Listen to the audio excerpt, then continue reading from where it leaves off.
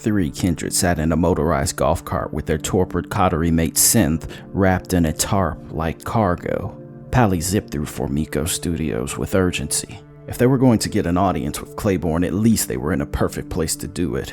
Studio Formico was Claiborne's domain, and the chances of finding him here were greatly enhanced. Delta hung up the phone as Pally whipped the cart past Studio 7. "He's in there, but there isn't any guarantee that he'll see us tonight," Delta said to the other two.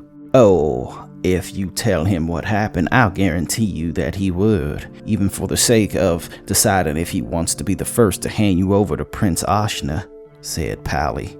Though Delta was rattled to the core by the futility of the situation, she could not imagine a world where Claiborne would sell her out, another Nosferatu, as a first choice. There was a certain measure of brotherhood that came with Nosferatu. Being a monster, so monstrous that they were monsters amongst monsters, made it even more apparent that they had to stay within their own, if nothing else. If the broken couldn't care for the broken, who would? The main office was in the center of the compound between Studios 6 and 5. It was a postmodern building that had a lopsided aesthetic to it, which in some ways was a proud endorsement of Clan Nosferatu. Pally stopped the cart anywhere and placed his hand on both Toonie and Delta together. "Are you ready to do this?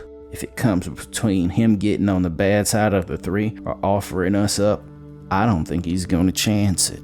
"It's too late now, even so. We already put ourselves in the jaws of the crocodile, telling him we had a problem and showing ourselves in full view of his domain. The die was cast long ago. We merely need to see what we rolled," Toonie explained. He hoisted Simp's broken body over his shoulder. Pally didn't say any more. It didn't serve him to pour on even more pressure to a situation that was largely out of their control for the most part. They entered the building. The way the moonlight shone onto the lobby made long noir shadows that looked as if they were walking over an oversized chessboard. It was quiet as the grave in this place, and to a casual observer, it would seem like it was devoid of all life, far from wandering eyes. But that was not the case. Even though it was nearly 4:30 a.m., Claiborne was not so imprudent to not guard his fortress. There were always subordinate Nosferatu or even well-respected ghouls lurking unseen in the shadows. Toonie was the only one in their coterie that had the means to notice the invisible dance of Nosferatu obfuscation that unfolded just under their unseen eyes. He, being 1 foot in the dreamlike haze of insanity himself, made him question everything he saw as it was, so his mind expanded out into the realm of the supernatural. As the three walked through the eerily quiet, MC Escher-like structure, an elevator opened with no one aboard. As they approached, it already had the number of the floor punched in. "I suppose we go up," said Pally. The doors of the elevator ominously shut. They traversed the floors in silence. When the doors sprang open, it revealed a long, dark hallway with very precise lights lit to shepherd the way to where they presumably were meant to go. The three did not even think to deviate from the path.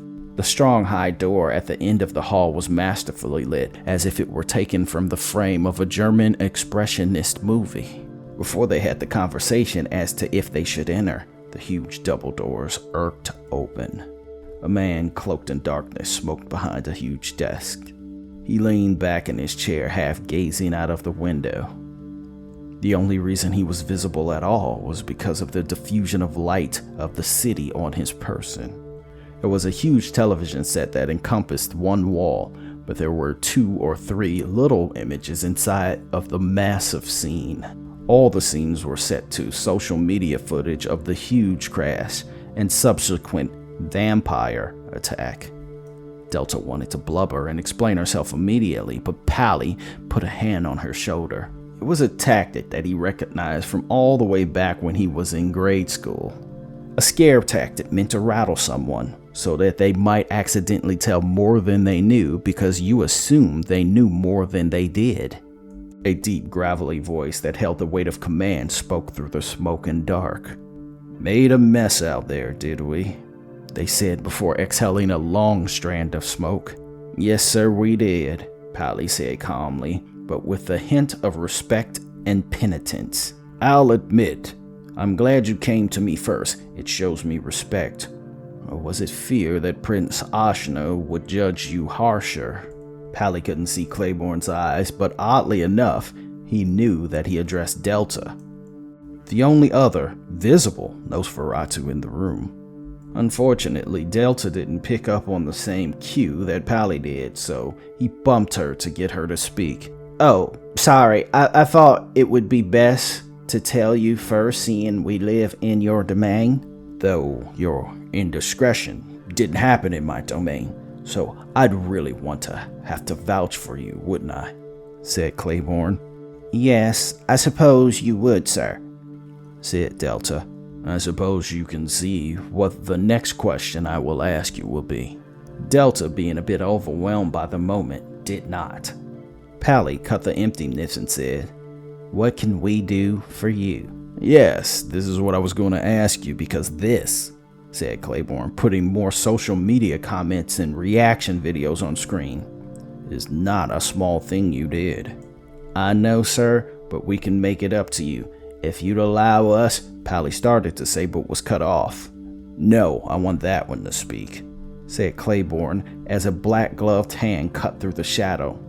Toonie didn't waste words. You won't help us, but you will. But only after a blood tax is paid. I knew I shouldn't have asked you to speak, said Claiborne with a chuckle. But your friend is right. I won't help you. But because of how you stood together, I will not harm you either. I commend you for coming straight to me, for not immediately putting the blame on your torpid friend, who by all accounts most likely was the culprit. For this, I shall let you pass in peace. The punishment you will receive out there will far exceed whatever I might have inflicted upon you. If I were to give you any advice, stay together for as long as you can, because as the years melt away, so too will the glue that binds you, said Claiborne. Pally nodded. He wasn't put off by Claiborne's move of neutrality. In fact, in this case, being neutral was the closest thing he could imagine to help in their dire situation. They ventured back through the shadowy hall and now had to think where they might hide until the fires died down. Pally thought maybe he could go to the prince alone and bargain so that the others would know if they were in danger. Whatever they did, if it didn't happen tonight, they would get no other moves.